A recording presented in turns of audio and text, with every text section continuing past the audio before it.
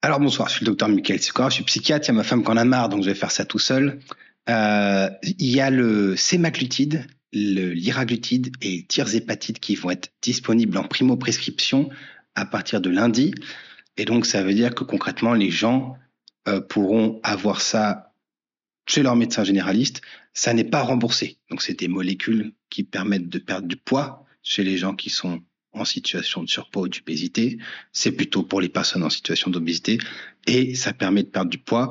C'est en train de faire le buzz. Alors, en fait, ça fait le buzz depuis longtemps dans d'autres pays, mais en France, on est toujours un peu en retard. Et il va y avoir des personnes qui vont se le payer, vu que ça n'est pas remboursé. C'est entre 250 et 400 balles, en fonction de là où vous l'achetez, en fonction de la pharmacie.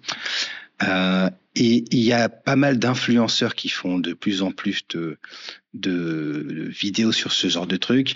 Il y en a un aujourd'hui qui a recopié la notice, je pense, et les gens ont dit oh là là, c'est vachement intéressant.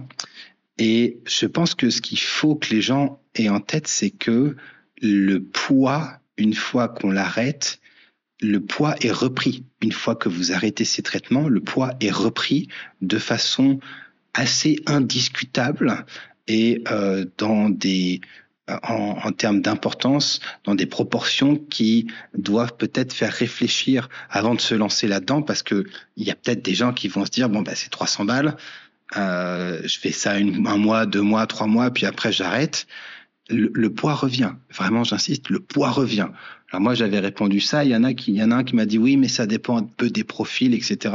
Donc le réflexe classique, vous allez regarder les études. Je vous ai mis le numéro des études en rouge là pour ceux que ça intéresse. C'est deux études différentes.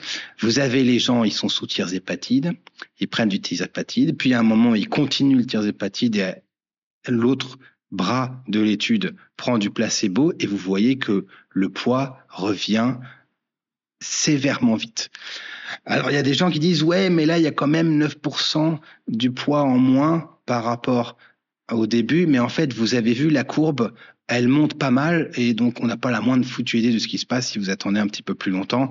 Là on est grosso modo à 50 semaines, donc ça fait même pas un an. Si vous attendez un petit peu plus, ça fait un an, je crois. Si vous attendez un petit peu plus, ça revient tranquille. Et là, on est avec des gens, j'insiste, qui sont dans les une-études. En population réelle, les résultats sont moins importants.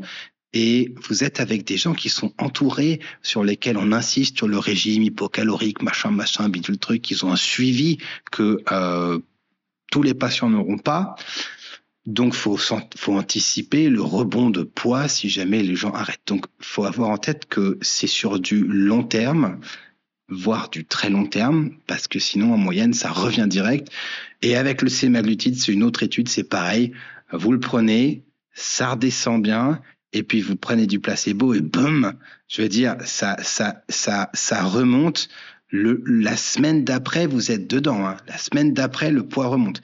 Ça fait assez bizarre. Et encore une fois, là, vous êtes à 48 semaines de différence, mais la courbe, il n'y a pas une asymptote. Hein. On a du mal à croire que ça va s'arrêter de monter d'un coup. Donc, j'insiste, faites attention, ceux qui se lancent là-dedans, réfléchissez au fait que c'est sur du long terme, sinon vous allez faire un coup dans l'eau, en moyenne. Alors, il y a des gens, bien sûr, qui ne vont pas prendre le poids. La majorité vont prendre du poids. Et quand la faim revient, c'est pas très agréable. Vous pouvez trouver des témoignages sur Internet. Pour la psychiatrie, si c'était moi et que j'hésitais à me payer le sémaglutide parce que j'ai des psychotropes qui me font prendre du poids, je prendrais la metformine avant de prendre du sémaglutide ou du liraglutide ou du tirzépatide. Parce que c'est moins cher. Si votre médecin généraliste n'est pas à l'aise et qu'il le fait hors AMM et que la pharmacie a un minimum de compétences et sait lire 2 études, ce qui ne devrait pas poser de problème, ça vous revient à 5 balles par mois, je crois, un truc du genre. C'est vraiment pas cher. 2, les agonistes GLP-1 là constipent. Donc vous avez des gens qui sont sous molécules qui constipent et qui font prendre du poids. Il se trouve que ce qui fait prendre du poids en psychiatrie a tendance à constiper aussi. Et donc vous pouvez avoir des problèmes de constipation qui deviennent problématiques, là où la metformine, en moyenne, c'est plutôt une accélération du transit. On peut être constipé avec la metformine, mais c'est quand même pas très fréquent. Et la metformine peut suffire. Il y a des gens qui s'en sortent très bien et qui perdent d'un poids considérable avec la metformine. Et en termes de sécurité de données sur le long terme, on a beaucoup plus de données avec la metformine qu'avec le sémaglutide. Ce que vous n'entendrez pas ailleurs, parce qu'en moyenne, là, avec le sémaglutide, il y a des gens qui sont devenus milliardaires. C'est un business massif. Et donc, comme d'habitude, ils sont en train de vous foutre le truc nouveau, plus cher. C'est probablement moyenne plus efficace.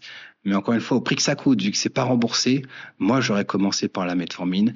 À mon avis, si j'ai une société d'assurance un jour sur les soins en santé, je demande à ce que les patients aient essayé la metformine avant de leur rembourser le sémaglutide. C'est pour moi une évidence.